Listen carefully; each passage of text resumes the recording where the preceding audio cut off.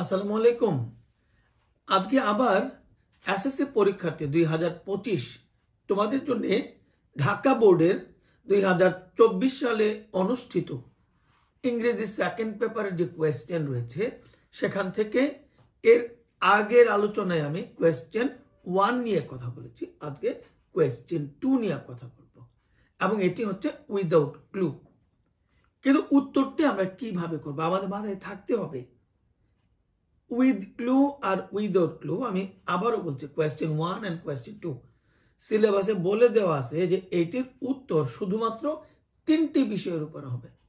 একটি হচ্ছে ওখানে প্রিপোজিশনগত সমস্যা দেয়া থাকবে, অথবা আর্টিকেলসগত সমস্যা দেয়া থাকবে, অথবা পার্টস অফ স্পিচ, মানে 3টি মিলিয়ে এই প্রশ্নের সমস্যা দেয়া থাকবে। তো চলো আমরা ঢাকা বোর্ড 2024 এর কোয়েশ্চেন 2 উইদাউট ক্লু কিভাবে উত্তর করতে হয় আমি এটি তোমাকে উত্তর করে বুঝিয়ে দিচ্ছি। সো আমি যাচ্ছি। Students teachers relationship is regarded as the relationship dash parents and children। দুইয়ের মাঝে তুলনা।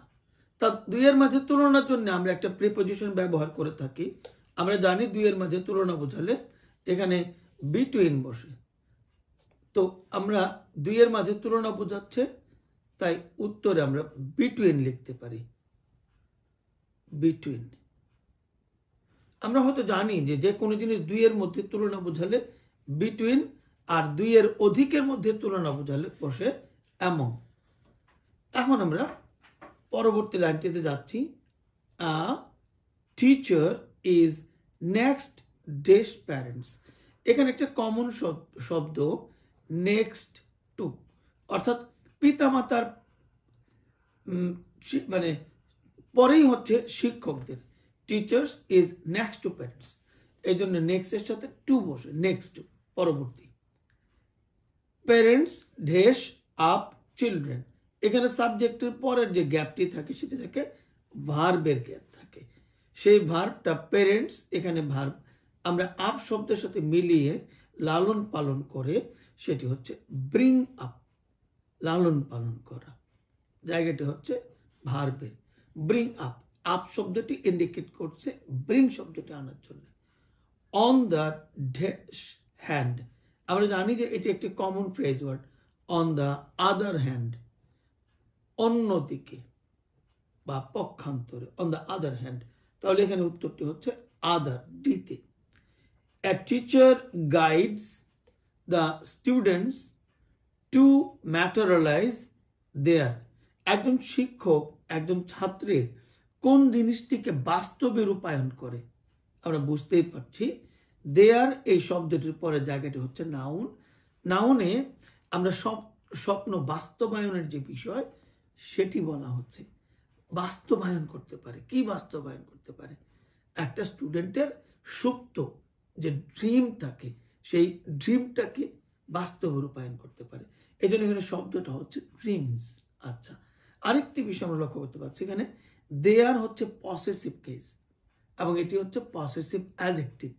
পসেসিভ অ্যাডজেক্টিভ যখন থাকে তখন তারপরে এটি হয় নাউনের জায়গা, এর জন্য নাউনের জায়গায় আমরা বসাতে পারছি ড্রিমস। তার ম্যাটেরিয়ালাইজ, এই শিক্ষার্থীদের স্বপ্নকে তারা বাস্তবে রূপায়ণ করতে পারে।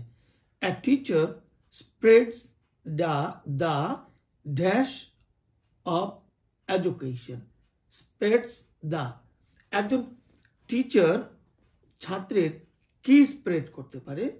এখানে আরেকটু কথা আমরা যদি আনি তাহলে দেখো, to remove the dash of ignorance, তাহলে একজন শিক্ষক সবসময় একজন ছাত্রের জন্য শিক্ষার আলো বিতরণ করতে পারে। এখানে দা এবং অফ এ দুটির পর মাঝের শব্দটি সবসময় হয় নাউন। আর এমনিতেই আমরা জানি আর্টিকেল যখন বসে এ এন দি তারপরের শব্দটি হয় নাউন, তাহলে এখানে আমরা একটি নাউন দিতে পারি, সেটি হচ্ছে light, light off education. To remove the, আবার দি এর পরে গ্যাপ, অফ ইগনোরেন্স, তো এখানে আবার দি এর পরে হবে যে লাইট কিসের জন্য, অন্ধকার দূর করার জন্য। আমরা এখানে দিতে পারি ডার্কনেস, ডার্কনেস, কিন্তু কথা ওই একটাই, দি এর পরে জায়গাটা হচ্ছে নাউন। হ্যাঁ, ডার্কনেস বলতে পারি, কার্স বলতে পারি, অভিশাপ বলতে পারি। Okay, as a dash, as a, এখানে একটা কমন একটা phrase word, as a result. তোমাদেরকে নানাভাবে এখানে যাচাই করা হবে তোমরা শব্দগুলি বুঝতে পারো কিনা, পার্টস অফ স্পিচ কত। এখানে এর পরে জায়গাটি হচ্ছে নাউনের জায়গা, এবং এটি একটা common phrase word. As a result, ফলে, ফলশ্রুতিতে, এটি একটি কানেক্টর হিসাবেও তোমাদের মাথায় থাকে যে একটি কানেক্টর হিসেবে এজ এ রেজাল্ট ব্যবহার হয়।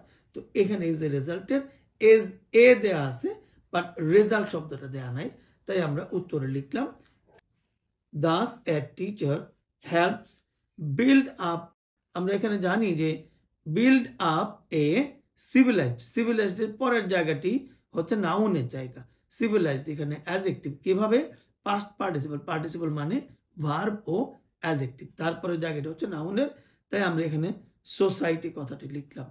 এবং তারপরে সবার শেষে so he is really called dash architect of a nation.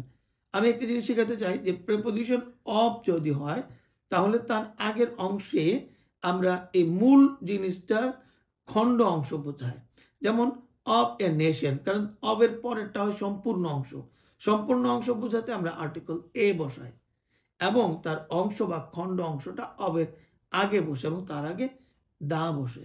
এই কারণে আমরা এখানে যেতে বলছি দা। এটির বোঝার সুবিধার্থে আমি একটি ছক, এখানে একটি চিত্র আমি একটু বলতে চাই যে সাধারণত এটি হয়ে থাকে, কিছু জায়গায় ব্যতিক্রম থাকতে পারে। সেটি হচ্ছে যে অব একটি প্রিপোজিশন, এই অব প্রিপোজিশনের আগে থাকে অংশ, খণ্ড বা অঙ্গ জাতীয় কিছু, এবং তার আগের প্রিপোজিশনটি আর্টিকেলসটি সাধারণত দা হয়। অবের আগের আর্টিকেলসটি সাধারণত দা হয়, এবং অবের পরে সম্পূর্ণ অংশ বোঝায়, ফলশ্রুতিতে আমরা সেখানে হয় এই। তো এই এক্সাম্পলটাই এখানে বলতে চাচ্ছিলাম যে আমরা কল্ড দা, কারণ অবের আগে অংশ, এই জাতির একটা অংশ হচ্ছে আর্কিটেক্ট, এজন্য দা আর্কিটেক্ট অফ এ নেশন, এই নেশন পুরো জাতি, এজন্য তার আগে এ আছে, এবং অব দিয়ে খণ্ড বা অংশ বোঝায়। তো যাই হোক, আজকের আলোচনায় একটি ছোট্ট নিয়ম এখানে যুক্ত করেছি। আশা করছি তোমরা আমার আজকের আলোচনার মাধ্যমে উইদাউট ক্লু এই প্রশ্নটি কোয়েশ্চেন নাম্বার 2তে কিভাবে উত্তর করতে হয় একটি ধারণা পেয়েছ। আগামী দিন পরবর্তী আরেকটি বোর্ডের কোয়েশ্চেন নিয়ে আলোচনা করব। আশা করছি তোমরা আমার সাথে নিয়মিতভাবে যদি সম্পৃক্ত থাকো তাহলে এই দুটি প্রশ্ন সহ বিভিন্ন প্রশ্নের উত্তরের সুস্পষ্ট কিছু জ্ঞান অর্জন করতে পারবে। ভালো থাকো সবাই, আসসালামু আলাইকুম।